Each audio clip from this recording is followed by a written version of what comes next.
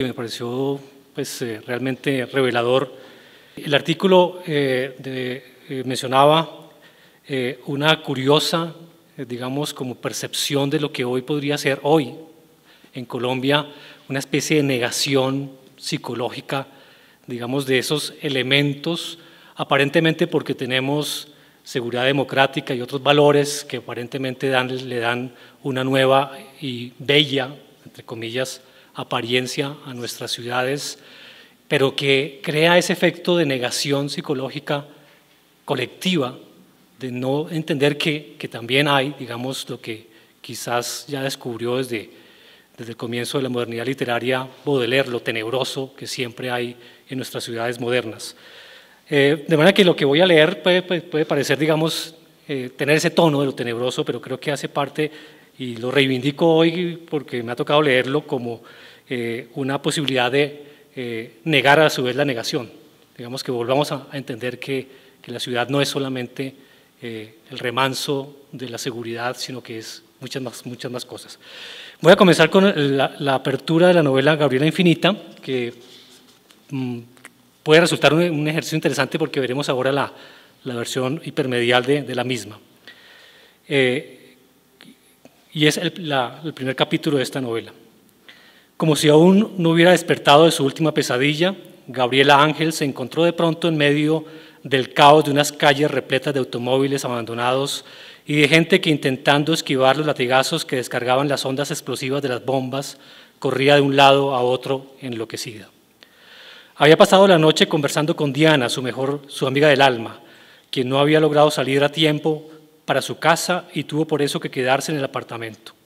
A las 6 de la mañana, cuando el padre de Diana pasó por ella, Gabriela pudo al fin pegar el ojo. Soñó casi de inmediato con Federico. Lo vio recostado sobre la banca de un parque como si estuviera durmiendo, tapado con una gran manta que le cubría hasta el rostro, pero que le dejaba al descubierto los pies calzados con unos zapatos viejos. Gabriela se acercó y le quitó la manta de encima y así descubrió su calavera horrenda y sonriente. En un lapso no mayor a 2 horas, Gabriela despertó varias veces y varias veces se durmió. Cada vez el sueño se repitió idéntico, solo que algunos detalles se fueron sumando, casi imperceptibles a la escena inicial. En el último pudo identificar el parque y las calles aledañas. Se trataba de la Plaza de Lourdes, precisamente el lugar donde Diana había asegurado haberlo visto la última vez. No lo pensó más. Salió a la calle en su búsqueda. Tal y como había sucedido desde hacía más de 3 meses, el ataque fue imprevisible y corto, pero demoledor. En realidad no había manera de prepararse, pues los bombardeos podían afectar cualquier sector de la ciudad y no respetaban ningún horario. Tanta era la impotencia que había cundido ya el malsano deseo de que se extendieran de una vez por todas. Pero al parecer los agresores deseaban minar toda resistencia antes de intentar la aniquilación final. Cuando pareció que el ataque había cesado, Gabriela decidió seguir su camino. Avanzó por la avenida central hacia el sur y luego dobló por la calle 19 hacia las montañas. El paisaje de una ciudad ahora desolada no podía ser más aterrador.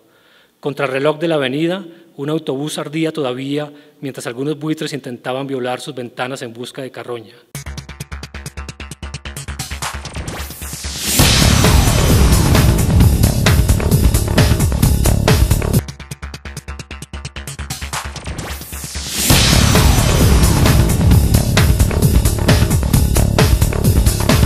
Comunicación y narrativas de ciudad. El portal está compuesto de una parte institucional, de la presentación del curso, y tiene ya varias crónicas porque apostamos a que analizamos tanto cómo es narrada la ciudad en la literatura como en el cine y cómo los asistentes al curso pueden narrar la ciudad. Entonces todo el tiempo es un taller permanente, relatos, crónicas y un audiovisual. De todos, imagínense, desde 2003 hasta hoy, todos los que hemos recopilado, voy a presentarles un audiovisual. Les dejo la dirección www.ciudadesinvisibles.com en homenaje a este hermoso texto que se publicó en 1972, el texto de Calvino.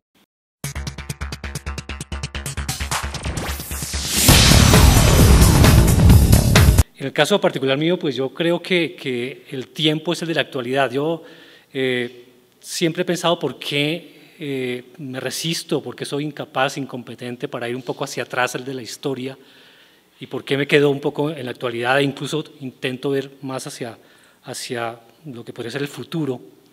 Y creo que todo depende, digamos, de un horror quizás congénito, porque mis padres, como hoy serían llamados desplazados de la violencia en los años 40 y 50, de sus lugares de origen, de sus campos, y llegan a Bogotá. Y las imágenes que me regalan de Bogotá, mi padre llega una semana antes del 9 de abril, son imágenes terribles, es decir, son imágenes de algo que se vive forzadamente, que el desplazamiento obliga a vivir forzadamente, y esos tiempos para mí llegan hasta ahí, ¿sí? Pensando en el pasado. No me atrevo a ir más atrás, nunca me atreví a preguntar qué origen habían tenido ellos, cuál era su historia, su árbol genealógico, porque la sola comprobación cada vez más consciente de la terrible situación que tuvieron que vivir y de la cual heredamos los hijos, como les digo, casi que congénitamente, ese horror por la ciudad, esa angustia por la ciudad, que hoy de alguna manera pues se ha aliviado porque pues la ciudad ha cambiado, no solo en términos de espacio y de escenario, sino en términos de concepción, de vivencia, de experiencia, y por tanto pues se ha aliviado. Sin embargo, a la hora de escribir siempre salen esas escenas que, como las que leí al comienzo, tienen que ver con esa imagen de una ciudad destruida, una ciudad que intenta, digamos, recuperarse de esos estertores de la guerra. Sinceramente, Danilo, yo hasta allá no he llegado. Yo hasta escribí la novela, pero ponerme a analizarme yo mismo, sí. Hasta allá no llego. Pues yo. Pero bueno, para no escamotear la pregunta del todo, yo podría hacer un poquito de historia o de lo que puedo pensar al respecto. Yo creo que los narradores siempre mantuvieron un espontáneo desorden en su narración. Supongo que la narrativa comenzó cuando nuestros mayores, los animales erguidos, se reunían en torno a las fogatas para adorar perniles y conversar y comenzaban a contar los cuentos de la jornada, exagerando y chicaneando, y yo creo que ellos contaban como se acordaban, es decir, de una forma desordenada, como cualquiera cuenta una historia. ¿Cómo te parece que esta mañana venía en el bus y una pelada me picó el ojo, pero pues vos sabés que yo tengo ese problema atrás y la digresión, la bifurcación, es decir, nunca la narración es lineal, ¿no?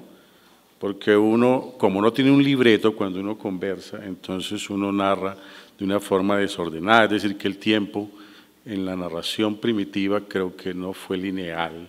Entonces, cuando el narrador moderno hace flashback y hace prospecciones, creo que no está descubriendo nada, sino que está rescatando el espontáneo desorden que siempre ha tenido la especie para contar. Cuando leí Gabriela Infinita de Jaime Alejandro Rodríguez, me topé con mi propia vida. Por eso le pregunté el año en que había nacido, que fue exactamente el año de mi iniciación literaria. Entonces me di cuenta de que estábamos hablando de lo mismo, el mismo escenario. Es decir, ¿cómo es posible que me haya robado a Leonor Carrasquilla como personaje, a la maga Atlanta, y a Alfredo Molano, y a una serie de cosas? Es decir, porque los años que él recrea en Gabriela Infinita son los años del hipismo, del nadaísmo y de la izquierda real, en que creíamos que a la vuelta de la esquina la revolución era posible. Eso era posible, es decir, era cierto. Yo veo con nostalgia de que el domingo va a triunfar el Frente Farabundo Martí en Salvador. Nosotros no triunfamos nunca. Y los izquierdistas que triunfaron aquí se volvieron arribistas y se olvidaron de la izquierda. En cambio, en el resto de América, hoy me emocionó ver a Evo Morales mascando la hoja de coca en las Naciones Unidas, y todos los delegados se pusieron de pie a aplaudirlo. Y dijeron, y si la coca, dijo Evo Morales, es subversiva, pónganme preso en este momento. De eso me parece hermoso. Eso lo tuvimos en los años 60 y eso lo recrea en Gabriela Infinita con una fidelidad y un sentido narrativo absolutamente fiel a la literatura y a la vida de Jaime Alejandro Rodríguez. Eso me emocionó mucho de esta novela.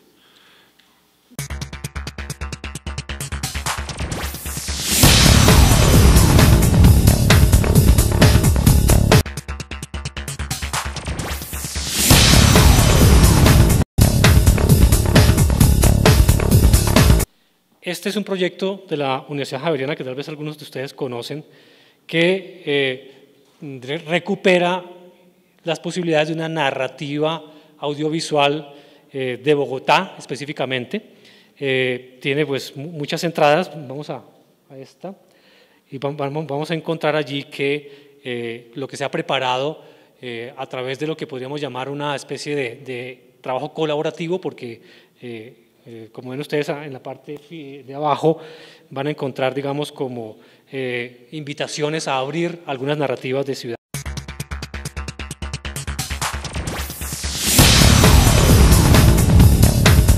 A mí me gustan los hombres entre 35 y 55 años, que sepan hacerle a uno el amor. ¡Ay, qué rico! ¿Cómo será el amor? Dice que con amor se moja uno más. Es que yo sí ando fría, ¿no es cierto, gordo? Es que no me dan ganas. Hace unos años sí me daban ganas. Entre mejor familia tienen los señores, son más raros. Aquí han venido a que yo les pegue con una correa. Hacen toda clase de cochinadas, que por el chiquito. Uy, no. En cambio, los pobres lo hacen normal, pero claro, muy mal hecho y con prisa. Con prisa, sin cariño. Si quiere lo atiendo otra vez y no le cobro, gordo. Venga y lo atiendo. A ver, no, yo lo meto, deje. Ay, qué rico, gordo, así, así. Véngase cuando quiera. No tengo afán. No me quite la peluca. Ay, estas cobijas son un asco. Mañana mismo voy a comprar unas sábanas nuevas. Si quiere no me muevo, gordo. A ver, cójame las nalgas. Así, así, papito, bien, así. Venga mañana. No, mañana no, porque es víspera de fiesta, y eso es bueno. Pasado mañana es malo, no viene nadie y puedo descansar con usted toda la noche. Ay, y tráigame el Brut, el perfumito, me fue tan bien aquella vez, ese perfume me trajo buena suerte. Dentro de un año me retiro de esta vaina, tengo ya dinero suficiente. Lo que no quiero es traer a mi mamá a vivir aquí. Claro que ella sabe que vivo de este negocio, pero no quiero que sus sobrinos y tías que la visitan vengan aquí a enterarse de mis cosas. ¿Usted también se va a retirar de esto? Pues asociémonos, gordo. Finales del siglo XIX, con, digamos, una especie de imposición global del positivismo, la pregunta sobre la función del artista se hizo dramática. ¿Qué papel puede tener el artista si todo está resuelto desde la racionalidad? La ciudad se ha racionalizado, se ha ordenado, eso impacta sobre los comportamientos, sobre las políticas de Estado, bueno, todo lo demás. Y aunque unos años antes ya lo había resuelto, lo comenté también antes, Baudelaire diciendo, la racionalidad produce sus espacios, sus zonas tenebrosas, es en la novela modernista y la novela que arranca, digamos, en esa perspectiva de lo moderno, en donde se produce una interesante inflexión y el colocar al artista, y en el caso específico de obras como la de José Luis, al escritor como protagonista de la novela, produce un efecto muy interesante, porque no solamente que el escritor se vuelva novelable, sino que el escritor como narrador o como protagonista inevitablemente problematiza el ejercicio de la escritura. Y yo creo que en esa problematización del ejercicio de la escritura es donde se dan todas estas, digamos, problemáticas para el lector, para distinguir precisamente ficción de realidad, porque sobre la ficción, sobre lo que se espera sea ficción, se monta otra ficción, o se monta la ficción de la ficción, y eso realmente es muy novedoso, muy productivo, digamos que que por lo menos en el caso, cuando yo empecé a estudiar este fenómeno, en el caso de la obra de José Luis se encuentra además de una manera resuelta, de una manera muy eficaz, ¿no? Todo se reduce a creer que lo que se narra tiene algún sentido, que no es una mera evasiva o una estrategia para salir del anonimato o para cumplir una vaga promesa de venganza, porque puede suceder que, como a Orfeo, todo esto no tenga más sentido que el de llenar ese vacío que nos deja la ausencia definitiva de la persona amada, y que el canto que queremos invocar sea nada menos que el de la necesidad del ser amado. Hasta dónde escribir no nace siempre de una urgencia como la del pobre Orfeo. ¿Quién asegura que la trascendencia que le damos después al acto de escribir no es una fingida, acordada por algunos para el embaucamiento de los otros? Escribimos para otros, para que otros nos escuchen. Confiamos en la continuidad de la vida, en su sentido, en su significancia. ¿No es esa misma la razón por la que una mujer se liga a un hombre después de haber dado el sí? Para que no se crea que es una puta, es decir, una mujer insignificante, y por eso entonces se encarga de tapar con palabras y promesas y seducciones continuas y derrotas múltiples lo que ya no puede ocultarse, y se embarca en una espiral a cuyo término está siempre y de nuevo el reproche de su hombre: solo eres una pobre puta.